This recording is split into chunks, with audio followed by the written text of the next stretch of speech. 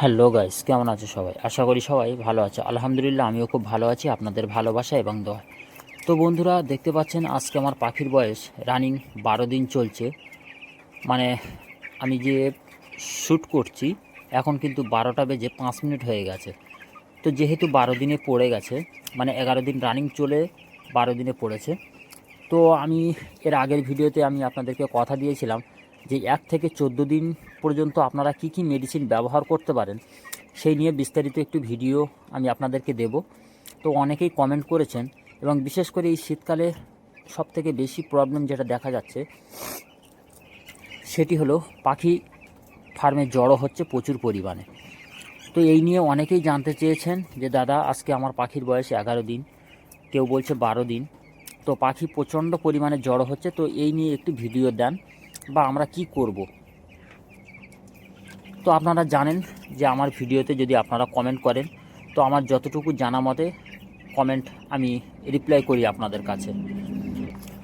তো বন্ধুরা, যারা আমার পুরাতন ভিউয়ার্সরা আছেন তারা অবশ্যই জানেন যে আমি যতটা সম্ভব চেষ্টা করি পাখিকে কম মেডিসিন খাওয়ানো। ঠিক আছে, আমি বেশি মেডিসিন খাওয়ানো পছন্দ করি না। তো বন্ধুরা, ভিডিওটি দয়া করে কাটছাট করবেন না, পুরো সম্পূর্ণ ভিডিও দেখার অনুরোধ রইল আপনাদের কাছে।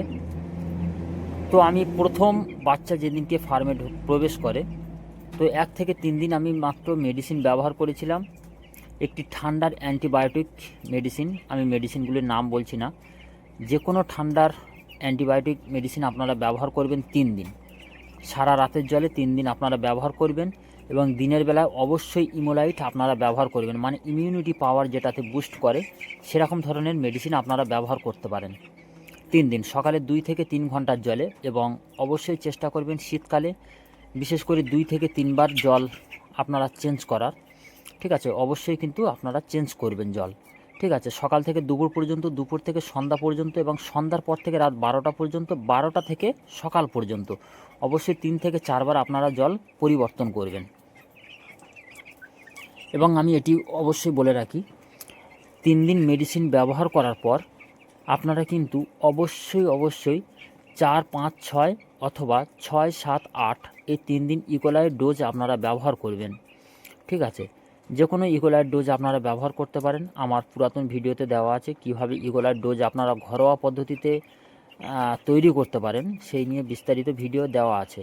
ঠিক আছে, এবং আপনারা চাইলে নিকোলিও ব্যবহার করতে পারেন, নিকোলিতেও কিন্তু ভালো খুব কাজ হয়। ঠিক আছে, এবং নিকোলি ব্যবহার করার সঙ্গে সঙ্গে দিনের বেলায় কিন্তু প্লেন জল ব্যবহার করবেন এবং নিকোলিটা কিন্তু রাত্রেবেলা সারা রাতে যতটুকু জল ওরা খাবে ততটুকু জলই দেবেন যেন রাত্রেবেলা শেষ করে ফেলে। ঠিক আছে, এবং দিনের বেলা কিন্তু প্লেন জল চলবে 6, 7, 8। ঠিক আছে, এবং 9, 10, 11 এই 3 দিন আপনারা একটি কক্সিড ডোজ করতে পারেন হলুদ এবং দুধ দিয়ে। এই মিশ্রণটি করে আপনারা দিনের বেলায় 2 থেকে 3 ঘন্টার জলে ওদেরকে দিতে পারেন। এবং অবশ্যই খেয়াল রাখবেন খাবারের সঙ্গে কিন্তু লিভার টনিক মিক্স করে বিকালবেলা ওদেরকে খেতে দিতে পারেন, এটাতে কিন্তু খুবই উপকার হয় এবং পাখির পক্সির হাত থেকে কিন্তু বাঁচানো যায়। এবং এটি যদি আপনারা ব্যবহার না করতে পারেন তো সেক্ষেত্রে কিন্তু আপনারা অবশ্যই সুপার কক্স বলে একটি মেডিসিন পাওয়া যায়, ওটি আপনারা ব্যবহার করতে পারেন। এটাতে কিন্তু খুবই ভালো কাজ হয়, পার লিটারে 1 গ্রাম করে আপনারা দেবেন। ঠিক আছে, 2 থেকে 3 ঘন্টার জলে। অবশ্যই খেয়াল রাখবেন যদি আপনারা মেডিসিন ব্যবহার করেন তো ওটা দিনের বেলায় দেবেন, রাত্রেবেলা দেওয়ার কোনো প্রয়োজন নেই, কারণ রাত্রেবেলা পাখি কিন্তু এই শীতকালে মানে বিশেষ করে জড়ো হয়ে থাকতে ওরা বেশি পছন্দ করে। এবং যদি তাপ যদি আপনার ফার্মে যদি ঠিকঠাকভাবে না থাকে তো সেক্ষেত্রে কিন্তু পাখি জড়ো হয়ে থাকবে এবং জল খাবে না এবং আপনার মেডিসিন জলটা ওয়েস্ট হয়ে যাবে। ঠিক আছে, নষ্ট হয়ে যাবে। এবং আপনারা বিকালবেলা বা সকালবেলা যদি আপনারা কক্সিড ডোজ করেন বা বিকালবেলা যদি কক্সিড ডোজ করেন তো অবশ্যই কিন্তু তার পরিবর্তে আপনারা একটি মেডিসিন ব্যবহার করতে পারেন। সেটি হলো, যদি আপনাদের ফার্মে অতিরিক্ত ল্যাম্প হয় তো সেক্ষেত্রে কিন্তু আপনারা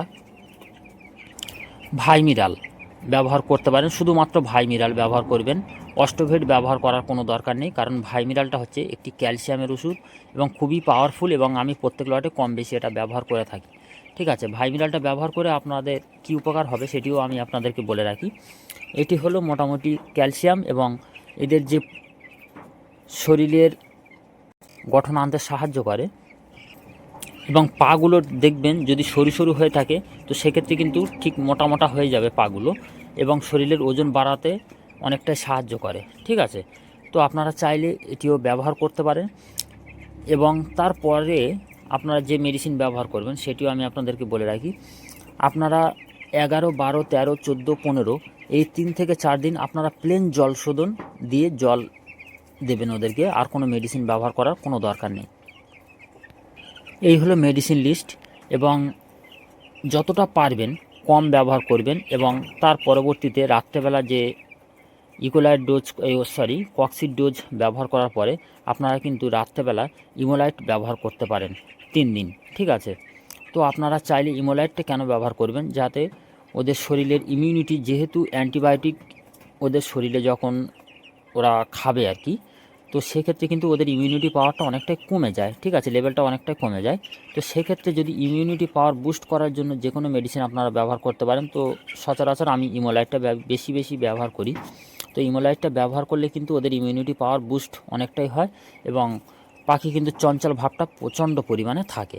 ঠিক আছে, এবারে বলে রাখি যে ম্যানেজমেন্টের দিকে কিন্তু আপনাকে অবশ্যই খেয়াল রাখতে হবে। ওষুধ শুধু খাওয়ালে হবে না, বা মেডিসিন শুধুমাত্র খাওয়ালে হবে না, ওদের কিন্তু ম্যানেজমেন্টটা অবশ্যই খুবই জরুরি। যেরকম ধরুন লিটার ব্যবস্থাপনা কিন্তু অবশ্যই ঠিকঠাক রাখতে হবে। এবং যদি অতিরিক্ত পরিমাণে আপনাদের ফার্মে যদি পাখি জড়ো হয়, আপনাদের যে ফার্মের 4 সাইড বা কর্নারগুলো অবশ্যই গোলাকার আকৃতি করে দেবেন। মানে এই দেখুন, আমার কিন্তু আজকে 12 দিন হয়ে গেছে, আমি বোর্ডিংটা অনেকটাই বড় করে দিয়েছি। যেহেতু ফোনে জুম করা আছে, আপনারা হয়তো ভাবছেন যে ছোট আছে, কিন্তু না, যথেষ্ট পরিমাণে জায়গা বড় করা আছে, এবং পর্যাপ্ত পরিমাণে যে 200 ওয়াটের বা 100 ওয়াটের বাল্ব কিন্তু আমার জ্বালানো আছে। ঠিক আছে, 4টি জ্বালানো আছে। এই ঘরে পাখি আছে আমার 300 পিস পাখি। ঠিক আছে, 300 পিস করে একটি মাত্র করে বোর্ডিং করা আছে আমার।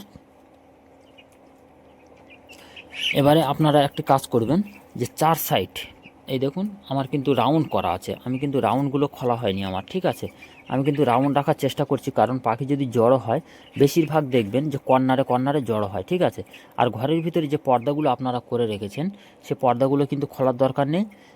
এখন আপাতত প্রচণ্ড পরিমাণে শীত পড়ছে, তো সে তার জন্য আর কি।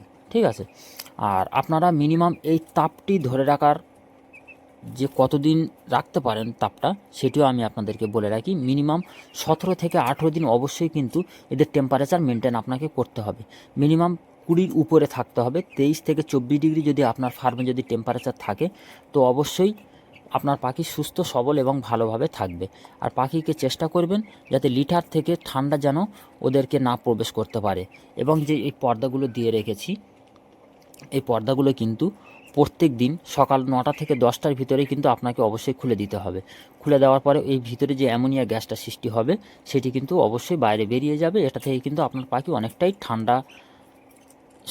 এটা থেকে কিন্তু অনেকটাই পাখি সুস্থ সবল থাকবে।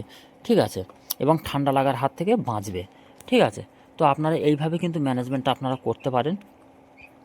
তো দেখুন আমার পাখির কন্ডিশন আমি আপনাদেরকে একটু দেখাই।